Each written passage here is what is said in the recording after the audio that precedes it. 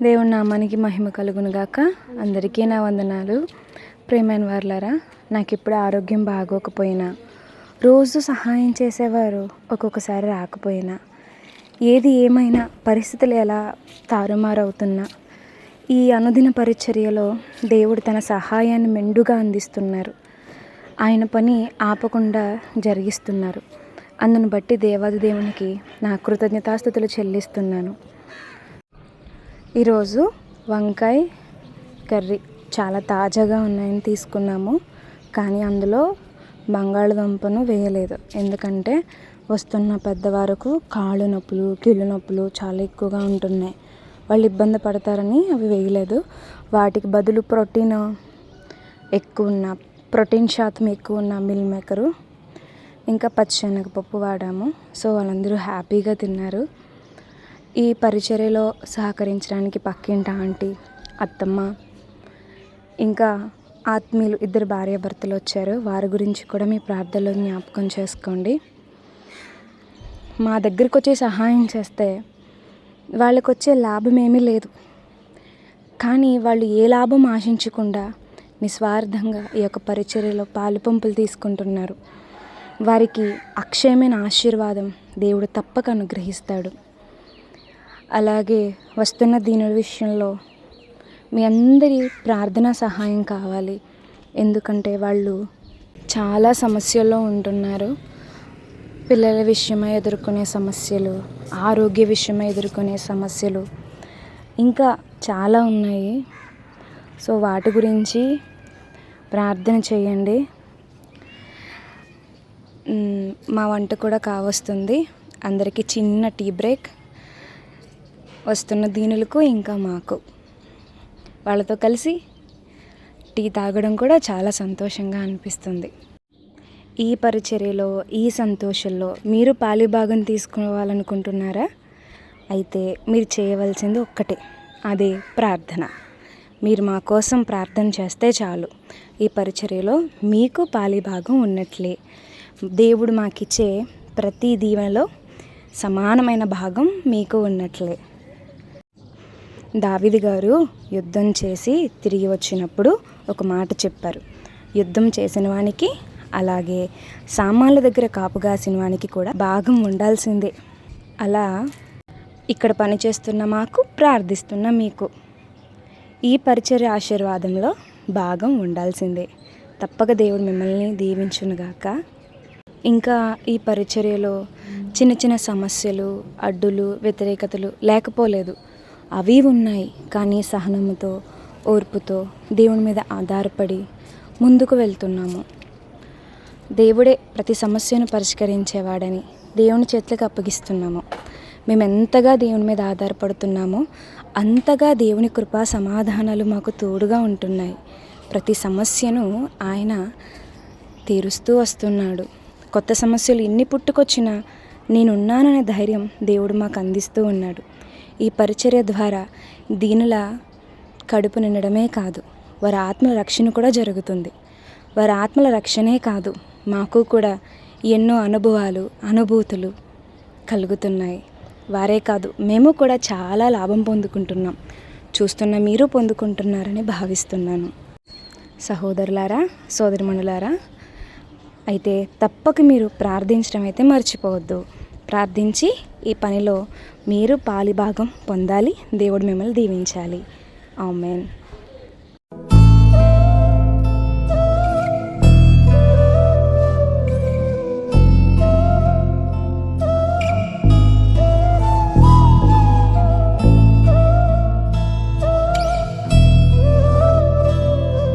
పరిశుద్ధుడా, మా ప్రియ పరలోకపు కన్న తండ్రి, సర్వశక్తిమంతుడా దేవా, మీ శ్రేష్టమైన ఘనమైన నామానికి స్తుతులు, స్తోత్రములు తండ్రి. ఇదిగో ప్రభువా, దీనుల సువార్త విషయంలో ప్రభువా, ఈ దినమందు ఇంతవరకు వచ్చింది అంటే తండ్రి కేవలం నీ కృప, మీరు పంపించినటువంటి సహాయం ప్రభువా. అందును బట్టి మీకు కృతజ్ఞతలు తండ్రి. నాయన, పాటలు పాడుకొనిచుండగా, వాక్యం జ్ఞానించుకొనిచుండగా మాకు తోడై నడిపించమని యేసుక్రీస్తు ప్రభువారి పరిశుద్ధ నామమున ఈ ప్రార్థన మనలు అడిగి వేడుకుంటున్నాము కన్న తండ్రి. ఆమేన్. వెండి బంగారాల కన్నా మిన్నైనది యేసు ప్రేమ, నా యేసు ప్రేమ వెండి బంగారాల కన్నా మిన్నైనది. యేసు ప్రేమ నా యేసు ప్రేమ.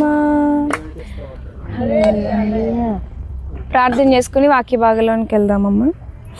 పరిశుద్ధుడా మా ప్రియ పరలోకపు తండ్రి, సర్వశక్తిమంతుడా దేవ, మీ శ్రేష్టమైన ఘనమైన నామానికి స్తుతులు స్తోత్రములు తండ్రి. మాట్లాడుచున్న నాకు మీ ఆత్మతో నింపండి తండ్రి. మీ ప్రియులకు కావాల్సిన ఆత్మ జ్ఞానమును తండ్రి వారికి దయచేయండి. వారిని ఓదార్చండి, లేవనెత్తండి, బలపరచండి, స్వస్థపరచండి ప్రభువా. సహాయం చేయమని మీ వైపు ఆకర్షించుకోమని మా రక్షకుడైన యేసుక్రీస్తు ప్రభువారి పరిశుద్ధ నామమున అడిగి వేడుకుంటున్నాము కన్న తండ్రి, ఆమేన్. పాట పల్లవి బాగుంది కదండి. వెండి బంగారాల కన్నా మిన్న అయినది అంటే వెండి కంటే బంగారం కంటే ఏది గొప్పదంటండి? దేవుని ప్రేమ గొప్పది. ఎందుకు గొప్పదంటే ఆ ప్రేమ శాశ్వతమైనది. వెండి శాశ్వతమైనదా? బంగారం శాశ్వతమైనదా? మనుషులు శాశ్వతమైన వారా? కాదు. ఈరోజు కనిపిస్తే రేపు కనిపించరు. మనుషుల ప్రేమ కూడా ఈరోజు ఒకలా ఉంటుంది, రేపు ఇంకోలా ఉంటుంది. అన్నీ మారిపోతున్నాయి, కానీ తరతరాల నుంచి యుగ యుగాల నుంచి మారనిది ఎవరైనా ఉన్నారు అంటే అది దేవుడు మాత్రమే, దేవుని ప్రేమ మాత్రమే. మరి ఈరోజు ఆ ప్రేమ కావాలంటే ఎవరికీ అవసరం లేదండి. చాలామంది దేవుని ప్రేమను కోరుకోవట్లేదు. వాళ్ళు ఏం కోరుకుంటున్నారంటే వెండి మిన్న, బంగారం మిన్న, మనుషులు మిన్న అనుకుని వెండి బంగారాలను కావాలనుకుంటున్నారు, దేవుని తృణీకరిస్తున్నారు. కానీ హబ్కుక్ అనే భక్తుడు చూస్తేనండి అద్భుతమైన మాటలు రాశాడు. భలే భలే రాశాడండి. ఆ మాటలు ఏంటో చెప్పనా మీకు? హబ్కుక్ గ్రంథంలో చివరి అధ్యాయము అంటే 3వ అధ్యాయంలో 17 నుంచి చదువుకుందాం. అక్కడ ఏమని ఉందంటే, అంజూరపు చెట్లు పూయకుండినను, ద్రాక్ష చెట్లు ఫలింపకపోయినను, ఒలీవ చెట్లు కాపు లేకయుండినను, చేనులోని పైరు పంటకు రాకపోయినను, గొర్రెలు దొడ్డిలో లేకపోయినను, సాలలో పశువులు లేకపోయినను. ఒక నిమిషం ఆగుతాను. ఇతను ఒక మాట చెప్తున్నాడు.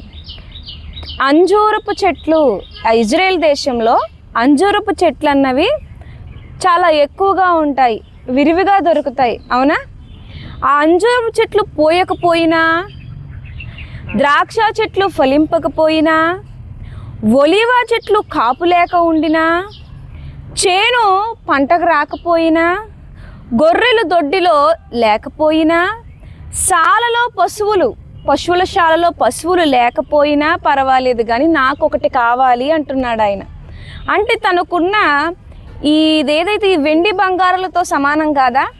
గొర్రెలు, ఒలివ చెట్లు, అంజూరపు చెట్లు, ఏమండి పశువులు, ఇవన్నీ కూడా వెండి బంగారాలు కావా? అవునా కాదండి? ఇవన్నీ కూడా విలువైనవి కదా. అయితే ఇవి లేకపోయినా పర్వాలేదు, కానీ నాకు ఒకటి ఉంటే సంతోషం అంటున్నాడండి. ఏంటో తెలుసా? నేను యెహోవా యందు ఆనందించదను. చూసారా? దేవుడు ఉంటే సంతోషం అంటే ఏం లేకపోయినా పర్లేదు, నా ప్రభు ఉంటే నాకు సంతోషం. ఎందుకంటే అంజూరపు చెట్లు కాపు ఉంటుంది, కాపు పోతుంది. ద్రాక్ష చెట్లు ఫలిస్తాయి, ఫలింప ఆగిపోతుంది. ఇప్పుడు బీరకాయ పాదు వేసామండి, ఆ బీరకాయ పాదు చివరికి వచ్చేసరికి చిన్న కాయ వస్తుంది. అంటే ఏమైంది? అయిపోయింది కాపు. ఇప్పుడు ఆ పాదు ఏమైపోద్ది? ఎండిపోయిపోద్ది, అవునా? అది ఫలిస్తే ఎంత, ఫలించకపోతే ఎంత. ఒకసారి కాపు ఉంటుంది, ఒకసారి కాపు ఉండదు. ఇంకా చూడండి, ఒలివ చెట్లు కాపు లేకుండాను, అసలు కాపే లేని చెట్లు ఉన్నా, ఏమండి చేను పండకపోయినా, గొర్రెలు లేకపోయినా, పశువులు లేకపోయినా, నా దేవుడు నాకుంటే అంతే చాలు అంటున్నాడండి. ఇలా ఎంతమంది మనలో అనగలరు? అనలేము. మనం సంతోషంగా ఉండాలంటే ఇవేవోటి కావాలి మనకి. కానీ ఇవి ఎందుకు లేకపోయినా పర్వాలేదు అంటున్నట్టు, ఇది ఒక్కోసారి ఉంటాయి, ఒక్కోసారి ఉండవు. సో ఒకసారి ఉండి ఒకసారి లేని వీటికంటే నిరంతరము ఒకేలా ఉండే దేవుడు ఉంటేనే నాకు సంతోషం అని నా రక్షణకర్త అయిన నా దేవుని యందు నేను సంతోషించదను. ప్రభువగు యెహోవాయే నాకు బలము, ఆయన నా కాళ్లను లేడి కాళ్ళ వల్లే చేయును, ఉన్నత స్థలముల మీద ఆయన నన్ను నడవచేయను. ఇక్కడ చూసారా, నా రక్షణకర్త అయిన నా దేవుని యందు నేను సంతోషిస్తా. ఆయన రక్షణకర్త అంటున్నాడు. బీరకాయలు రక్షించాయా నన్ను అంటే ఒక పూట రక్షించే, ఒక పూట రక్షించే. ఏమండి, గొర్రెలు రక్షించాయంటే ఒక నెల రక్షించే, మేకలు రక్షించంట ఒక 2 నెలలు రక్షించే. అంతే. ఇవి ఇచ్చే రక్షణ తాత్కాలికమైనది. అంటే ఆకలి లేకుండా రక్షించేయండి. ఎంతసేపు ఆకలేదు? ఇప్పుడు మీరు ఇక్కడ మీరు భోజనం చేస్తున్నారు. అమ్మా నా ఆకలి నుంచి నన్ను కాపాడావమ్మా అన్నారు అనుకో, ఎంతసేపు కాపాడాను? మేము ఎంతసేపు కాపాడామంటే 3 గంటలు కాపాడాం. మళ్ళీ ఆకలే, మళ్ళీ ఎవరో ఒకరు కాపాడాలి. కానీ అంటున్నాడు, మనుషులు పెట్టేది 3 గంటల్లో అరిగిపోతుంది, కాపు కాసేది కొన్ని నెలల్లో ఆగిపోతుంది. చేను పంటకు రాకపోయినా వచ్చినా ఖచ్చితంగా ఒక రోజు ఏమైపోతుంది? అది గడ్డిలా మారిపోతుంది, తీసేయాలి. ఒక పంట ఇస్తుంది, మళ్ళీ ఇంకో పంట ఇస్తుంది, అదే ఇవ్వదు. సో ఇవన్నీ కొంతసేపు నన్ను రక్షిస్తాయి. ఇది నాకు జీవితాంతం రక్షణ కలగాలి అంటే దేవుడే నా రక్షణ అంటున్నాడండి ఆయన. కాబట్టి వెండి బంగారము లేదా ఫలములు ఇవేవైనా సరే తాత్కాలికంగా మిమ్మల్ని రక్షిస్తారు. మనుష్యులైనా సరే. మీ పోషకుడు ఎవరు? ఏమండి, మీ రక్షణకర్త ఎవరు? మిమ్మల్ని కాపాడేది ఎవరంటే ఆయన దేవాది దేవుడైన మన ప్రభుయే. ఏ మనుషులు మనకు ఆధారం కాదు. ఏ ఒలివ చెట్లు, ఏ బంగారం, ఏ దస్తావేజులు, ఏ స్థలాలు, పొలాలు ఇవేమి మనకు ఆధారం కాదు. ఇవన్నీ ఏదో ఒక రోజు మనకి ద్రోహం చేస్తాయి. మనల్ని ఎప్పుడు రక్షించేవాడు, నమ్మదగినవాడు దేవుడు మాత్రమే. అందుకే ఆయనే నా బలం. ప్రియమైన వారులారా, చివరికి ఒక మాట చెప్తాను. ఈరోజు మీ బలం ఎవరు? మీ పిల్లలా?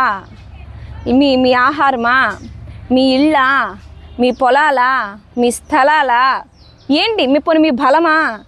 ఏది అమ్మ బలం ఉందా? ఇప్పుడు మీకు ఇప్పుడు ఓపిక ఉందా? ఇప్పుడు ఓపిక లేదు. ప్రియమైన వారులారా, ఇప్పుడు ఓపిక లేదు మీకు. అంటే బలం కూడా వదిలేసి వెళ్ళిపోయింది. మరి కొత్తలోనో బయటకు పోని ఎవరైనా అన్నారనుకున్నా, బతుకుతాను, 4 ఏళ్లలో పాస్ పని చేసుకుని నేను బతుకుతాను అంటాం. ఎందుకు? బలం ఉంది కాబట్టి. మరి ఈరోజు అదే శరీరం ఉంది, ఈరోజు అనగలుగుతున్నామా? అనలేకపోతున్నాం. బయటికి పో అని ఎవరన్నా అంటే నేను బ్రతకలేను అనుకుంటున్నావా? నలుగురికి నేను తినడం కాదు, నలుగురికి పెడతాను నేనని వయసులో పౌరుషంగా చెప్తాం. ఇప్పుడు పౌరుషం లేదు. ఏంటంటే బలం పోయింది. అంటే మనకున్న శరీరం కూడా కొంతవరకు మనల్ని రక్షిస్తుంది, తర్వాత క్షీణించిపోతుంది అన్నమాట. అందుకే ప్రసంగి అయినటువంటి సొలొమోను గారు కూడా వ్యర్థము వ్యర్థము సమస్తము వ్యర్థము, నిత్యము నిలిచేది వాక్యం మాత్రమే. అందుకే యోబు గారు కూడా గొర్రెలు పోయాయి, గాడిదలు పోయాయి, ఒంటెలు పోయాయి, బిడ్డలు పోయారు, భార్య పోయింది, ఆరోగ్యం పోయింది, అన్నీ పోయినా దేవుని పట్టుకుని ఉన్నాడండి. దేవుని పట్టుకుని ఉన్నాడు. ఎప్పుడైతే యోబు గారు దేవుని పట్టుకుని ఉన్నాడో దేవుడు ఇంకా రెట్టింపుగా దీవించాడు. ఈరోజు మీ జీవితంలో ఏమన్నా కోల్పోయి ఉంటే మీరు దేవుని గట్టిగా పట్టుకోండి యోబు గారిలా. మిమ్మల్ని కూడా దేవుడు రెట్టింపుగా దీవిస్తాడు. ఆమేన్, ఆమేన్. ప్రార్థన చేసుకుందాం అండి. పరిశుద్ధుడా, మా ప్రియ పరలోకపు తండ్రి, సర్వశక్తిమంతుడా, దేవా నాయన, మిమ్మల్ని గూర్చిన జ్ఞాన సంగతులను శ్రేష్టమైన వాక్యమును తండ్రి ప్రియులకు వివరించడం జరిగింది. 100 రెట్లుగా ఈ వాక్యం వారిలో ఫలింపచేసి ఆదరణ కలుగు చేయండి దేవా. నీ కృపలో వారిని జ్ఞాపకం చేసుకోండి నాయన. ఆరోగ్యం లేని వారికి స్వస్థతను దయచేయండి, ఆదరణ లేని వారికి ఆదరణ దయచేయండి నాయన. ఇక్కడ ఉన్న వారిలో చాలామంది కీళ్ళ నొప్పులు, ఒళ్ళు నొప్పులు, అనారోగ్యాలు తండ్రి నాయన, షుగరు, బీపీ ఈ బాధలతో ఉన్నారు ప్రభువా. వారందరికీ స్వస్థ అనుగ్రహించండి. వారి కన్నిటిని తొడవండి ప్రభువా. ఏది లేకపోయి నువ్వే కావాలని హబ్కుక్ గారి వలె, యోబు గారి వలె నిలబడినట్లుగా నీ బిడ్డల్ని దీవించమని దేవా సహాయము చేయమని ప్రాధేయపడుతూ యేసుక్రీస్తు ప్రభువారి పరిశుద్ధ నామమున ఈ ప్రార్థన మనలు అడిగి వేడుకుంటున్నాము కన్న తండ్రి. ఆమేన్. అందరికీ వందనాలు.